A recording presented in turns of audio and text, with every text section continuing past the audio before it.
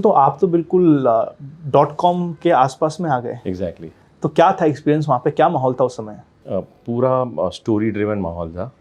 जब स्टॉक्स 100, 150, 200 के मल्टीपल पे थे और मल्टीपल का कोई मतलब ही नहीं था। स्टॉक को छोड़ो, म्यूचुअल फंड अगर 10 रुपये की NAV पे लॉन्च होता था और अगर 1 महीने बाद उसका जब रीओपनिंग होता था तो वो सीधे 18 रुपये या 20 रुपये में लॉन्च हो जाता था। एक बहुत गलत समझ थी कि जो पीछे का रिटर्न है वो ही आगे का रिटर्न होगा। जब किसी भी एसेट क्लास के भाव हद से ज़्यादा बढ़ते हैं तब रिस्क ज़्यादा होता है, जबकि तब इल्यूजन हो जाता है कि ये तो बहुत सेफ़ है। अगर अच्छा इन्वेस्टर बनना है ना तो रेड को सेलिब्रेट करो, ग्रीन को नहीं।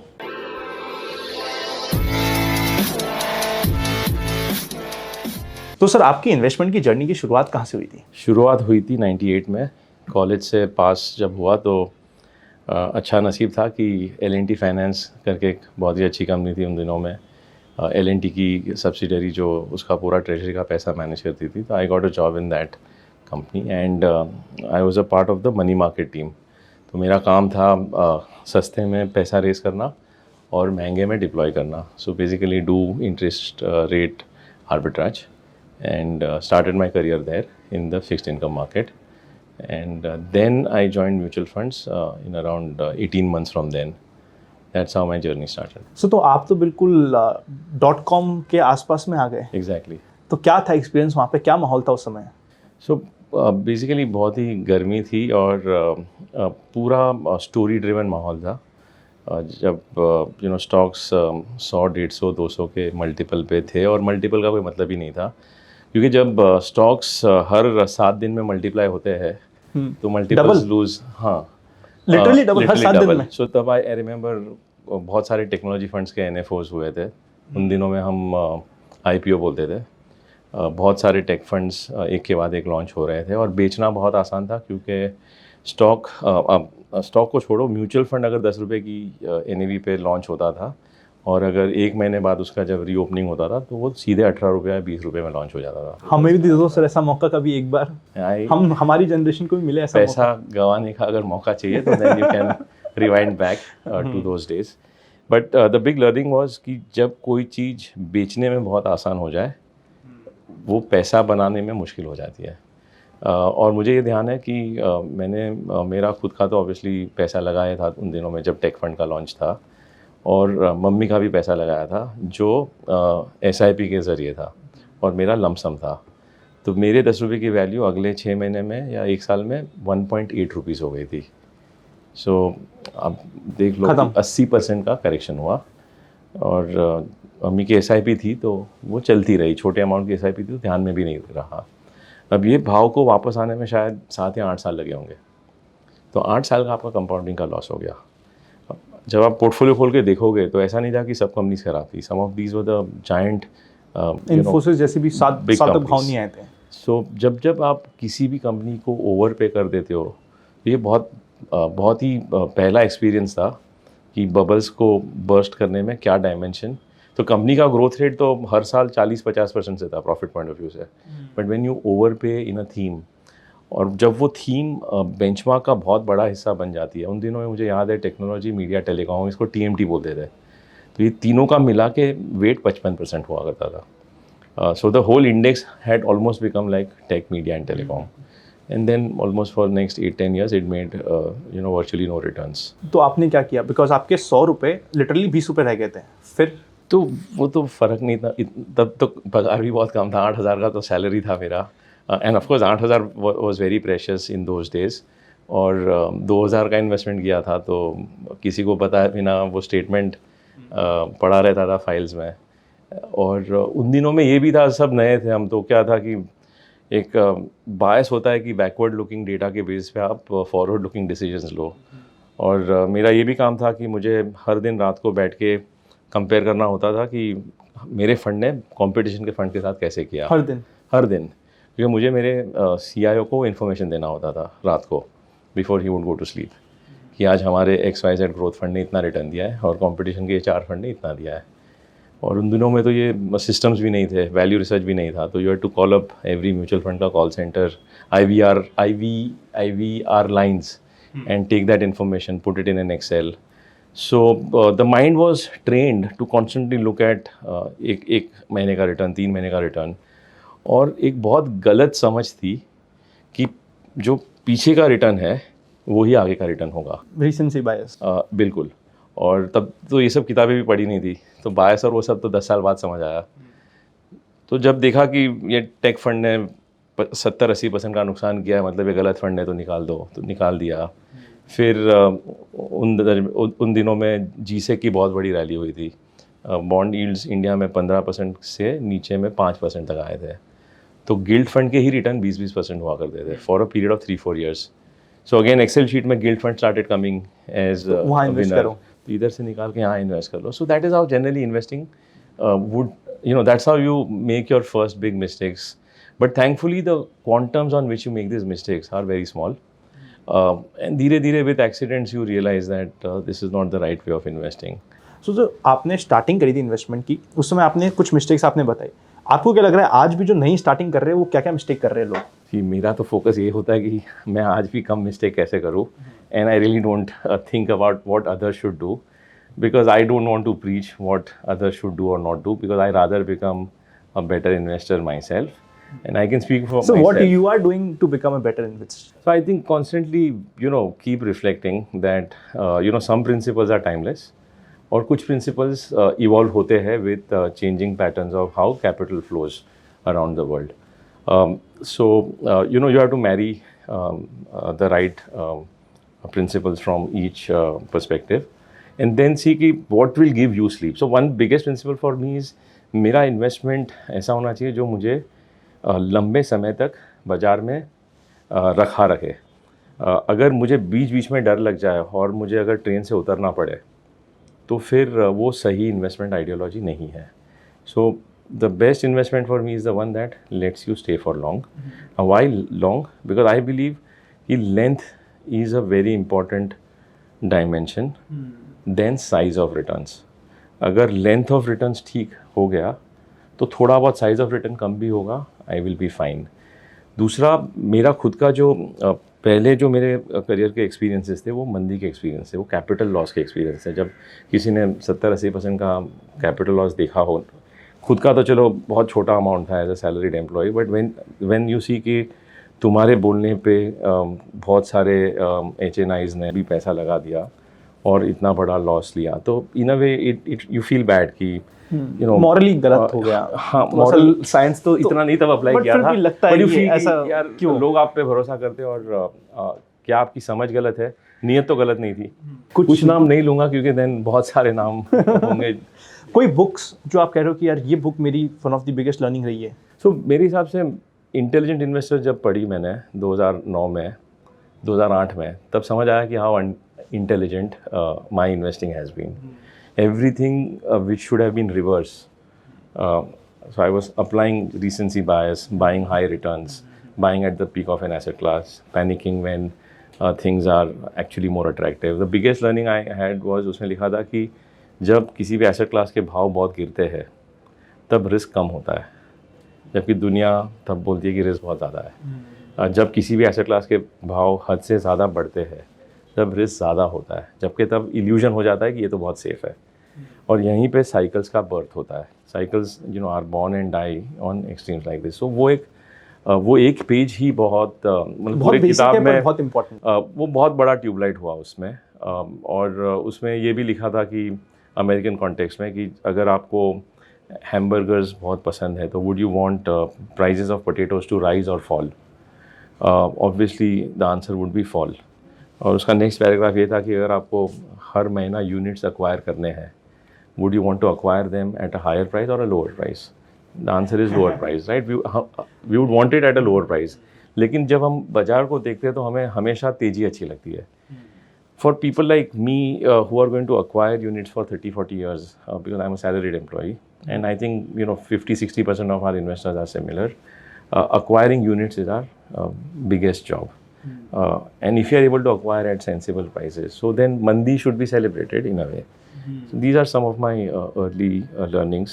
And the other book which has really helped me was the book by Rolf Dobelli called The Art of Thinking Clearly. तो उसमें ये बहुत सारे जो biases biases has become a very popular word in recent times, but that book really highlighted कि practical world में हम कैसे गलत डिसीजंस लेते हैं, और उसको अगर हम समझ भी जाए तो हम फिर भी गलत डिसीजन लेते रहेंगे, because that's how our mind is wired. But at least with that awareness अगर हम हमारे डिसीजंस मेकिंग में हैक्स क्रिएट करें या बाउंड्रीज क्रिएट कर दे या रूल्स क्रिएट कर दे, it will reduce the errors that you make. And that has worked reasonably well for me. So like, you know, एक रूल मैंने ये बनाया कि जब पैनिक होता है और एक बार इंटेलिजेंस अपना अप्लाई करके कुछ पोर्टफोलियो रीबैलेंस या थोड़ा पैसा रिस्क कम करने का जब भी मूड होता है, the rule is write down but don't do it, because there is huge temptation, right.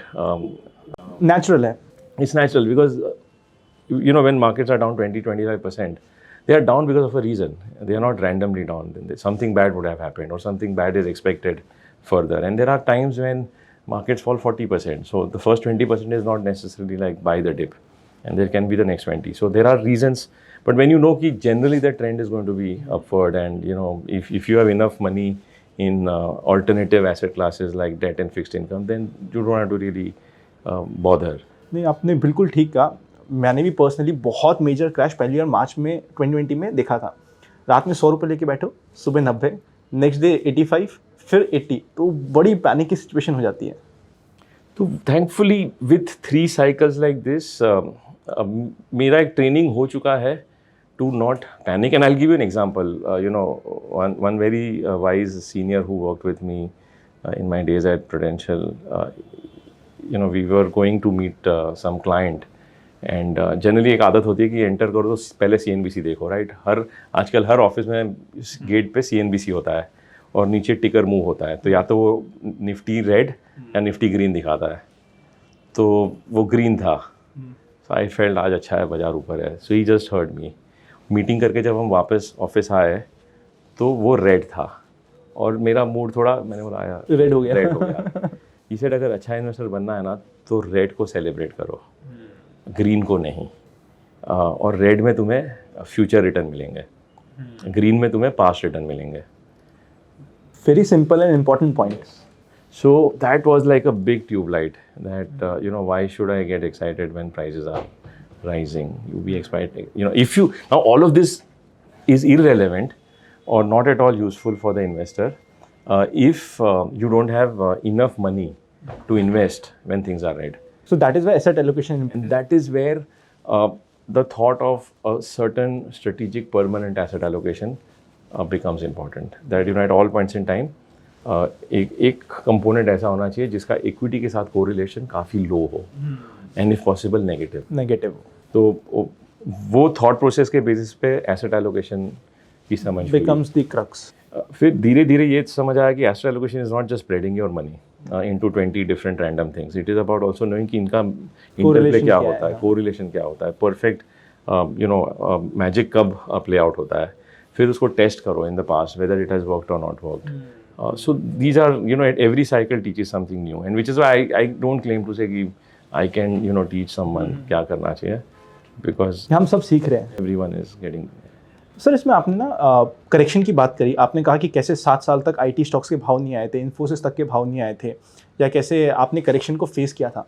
आपको क्या लग रहा है कि अभी रिसेंट टाइम में करेक्शन का टाइम थोड़ा कम हो गया? पहले यूजुअली 1 to 3 years का हमारा करेक्शन का टाइम रहता था.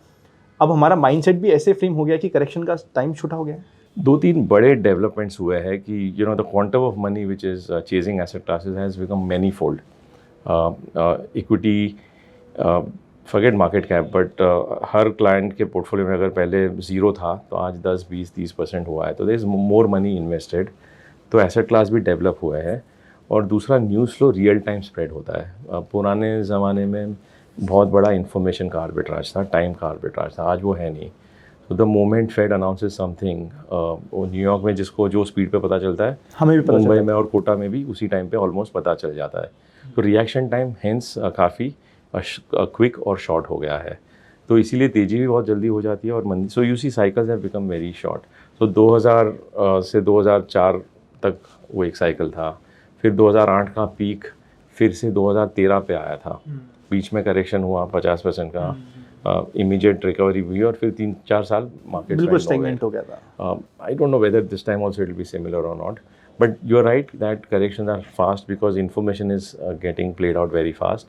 और दूसरा एक बहुत बड़ा emergence of a category called dynamic asset allocation fund, cushioning some of these falls, because this category is almost now 1.5 lakh crores in size.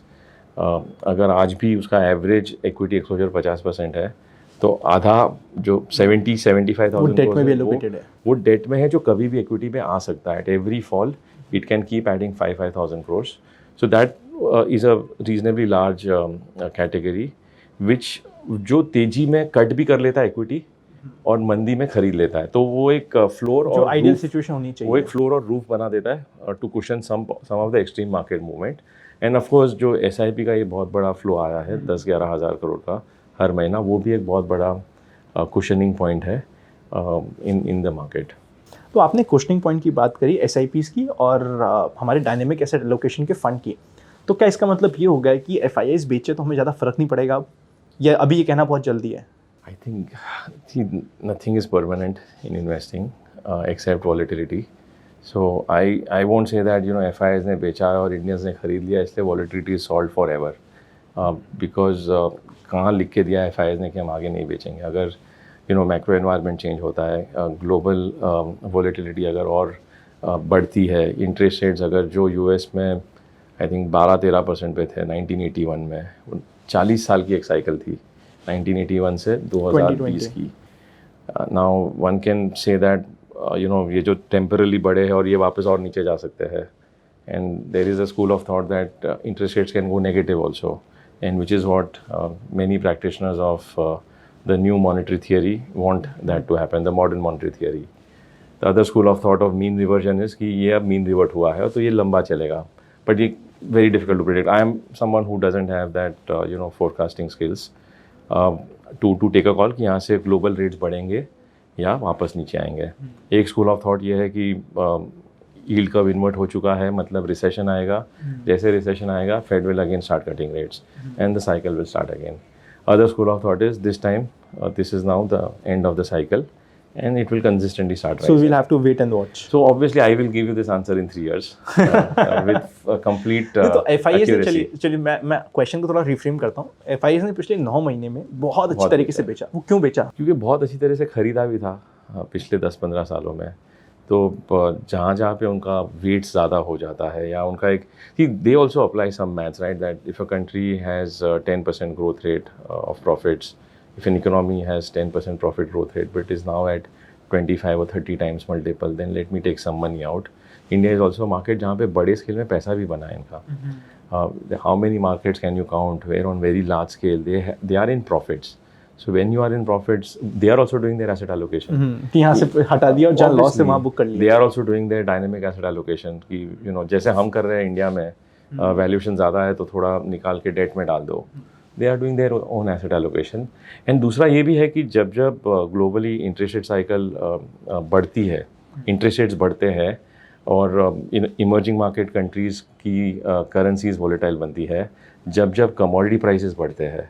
Generally, emerging markets are, some of them are producers of commodities, but a lot of them are also consumers of commodities. At the same time. तो जो consumers ज़्यादा है commodity के, उनके current account पे impact आ सकता है, उनकी fiscal deficit पे impact आ सकता है, उनके borrowings की size बढ़ जाती है, उनकी currencies volatile होती है, तो they have to then increase their interest rates.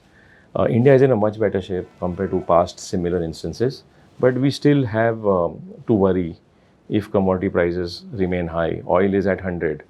Now, I don't current have account deficit बढ़ जाएगा और वहाँ पे नेगेटिव भी हो सकता है अगर एक साल तक वो चल गया तो. और government also will need to borrow more money.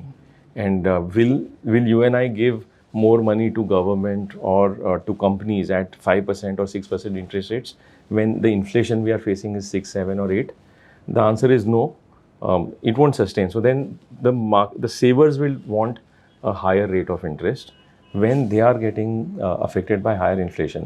So all these things can change. तो आर यू समवॉट इंडिकेटिंग कि हमें भी थोड़ा बहुत प्रॉफिट बुक कर लेना चाहिए अगर बन रखा है तो? So it's a function of like मेरा अगर asset allocation 65-35 है is what I have decided for myself. अगर वो 65 का 70 हुआ है तो मैं 5 रुपया ट्रिम करके 65 पे I do it every year. I do it once a year or I do it whenever the number shifts by a 10% range. And normally number 10% की रेंज से कब शिफ्ट होता है, जब जब कोई एसेट क्लास एक एक्सट्रीम फेज में आ जाता है. So I'm not as worried about our market as maybe 6 months back or 1 year back when they were more stretched, because पिछले 6 महीने में 1 साल में बहुत सारे सेक्टर्स में 10 से 30% का करेक्शन हुआ है. Banking for example has gone nowhere at large.